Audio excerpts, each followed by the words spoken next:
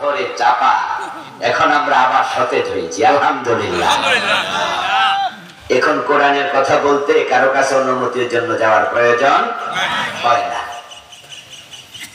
ওরা আমাদের উপর জুলুম করেছিল, এদেশের সংস্কৃতি ছিল না। 71 থেকে শুরু করে 2006-07 পর্যন্ত কোরআনের মাহফিল অবারিত মুক্ত ছিল,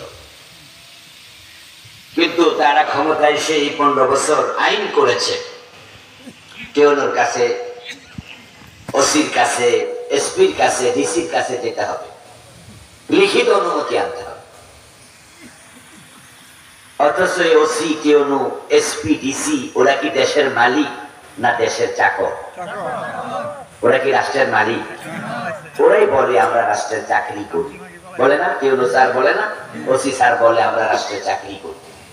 তো চাকর যোগ রস্যই, ই প্রত্যয় যোগ হলে হয় চাকরি। সংবিধানে আছে, যদি এর সাথে আমি দ্বিমত পোষণ করি যে রাষ্ট্রের মালিক জনগণ, এগুলো আমাদের সংবিধানে আছে। অথচ আমরা বলি রাষ্ট্রের মালিক কে? জমিনের মালিক, রাষ্ট্রের মালিক, সবকিছুর মালিক আল্লাহ।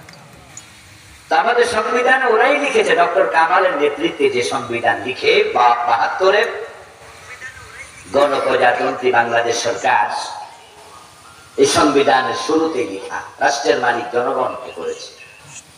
আর তারা রাষ্ট্রের চাকরদের কাছে অনুমতির জন্য যেতে বাধ্য ছিল। এই জনগণ তাদের মন মতো একজন মাহফিলে বক্তা দাওয়াত দিতে পারত না। ওরা শর্ত দিত, অমুকরে দেবেন না, তমুকরে দেবেন না, এখানে মাহফিল করা যাবে না, ওদের অনুমতি নিতে হবে।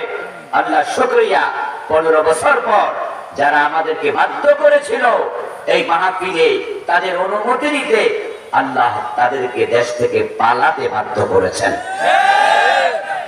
এখন তারা লাওয়ারিস, ঠিকানাহীন, এক একজন এক এক জায়গায় পলায়।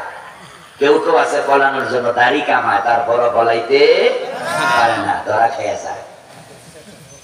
আসলে আল্লাহ তাআলার কথাই বাস্তব। ইন্নাহু লা ইউফলিহুস যালিমুন। আল্লাহ তাআলা পবিত্র কোরআন মাজিদে বলেছেন জালেমরা সফল হবে না।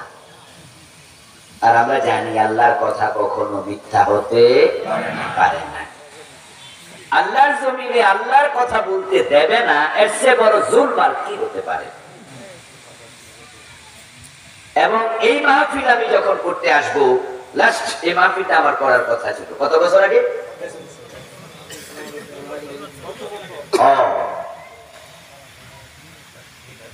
আমার একজন বন্ধু মানুষ মাওলানা আবুল কালাম আজাদ রাহিমাহুল্লাহ, আপনাদের পাশের এখানকারই মানুষ, তিনি স্ট্রোক করে ইন্তেকাল করেছেন। আল্লাহ তাআলা তাকে ক্ষমা করুন, জান্নাতের মেহমান হিসেবে কবুল করুন।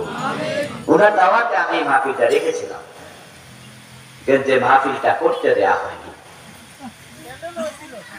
প্যান্ডেল পর্যন্ত তৈরি হয়েছে, কিন্তু কে নাকি বলছে এখানে আসলে 150 লোক মার্ডার হবে।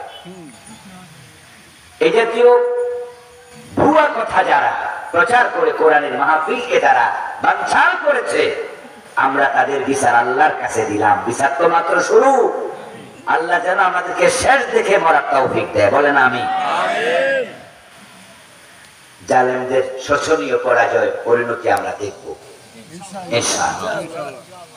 তো যে আল্লাহ তাআলা আমাদেরকে কোরআনের কথা বলার সুযোগ দিলেন, আজকের এই মাহফিল আয়োজিত হলো, আমরা সম্পৃক্ত হলাম দুপুর বেলায়।